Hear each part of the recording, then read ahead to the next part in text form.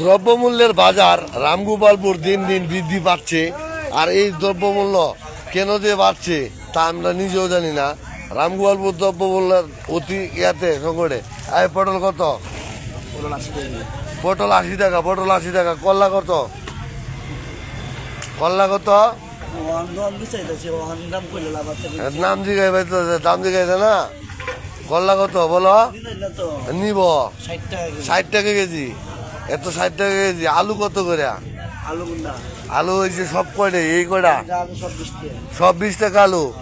এই আলু মানুষ এক সময় কুদাল দিয়ে কেটিয়ে ফেলে দিয়েছে, আর আর আজকে আলু 20 টাকা।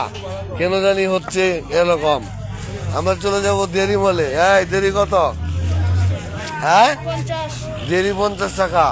আমি যাই হোক 80 টাকার থেকে দেরি 50 টাকা আজকে আসছে।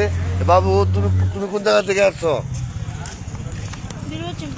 বিলবোর্ড চিম্বারা। সে সস্তায় দিচ্ছে কারণ সে জানে মানুষের দুর্ভিক্ষের সময়, এই সময় এ দেখেই এই ছেলেটি দিচ্ছে। তোমার নাম? তুমি কোন ক্লাসে পড়ো? তুমি কোন ক্লাসে পড়ো? হ্যাঁ, ক্লাস 7। হ্যালো, মাথাটা বাসাও। ক্লাস 7-এ তুমি। তোমাকে অসংখ্য ধন্যবাদ। দেখি তোমার গেঞ্জির সহ দাঁড়াও দাঁড়াও।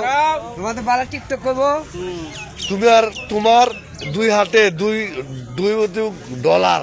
দেখো ডলার, গেঞ্জির মধ্যে ডলার। তোমার ডলার হলে কি হবো? তোমার মনেই হচ্ছে তোমার মন ডলার। কারণ তুমি এই দেরি অনেক উচ্চ দামে বিক্রয় হচ্ছে, তুমি 50 টাকায় বিক্রয় করছো। এই জেনে তুমি আসলে তোমাকে আমার খুব ভালো লাগছে। এজন্য শুভেচ্ছা রইল।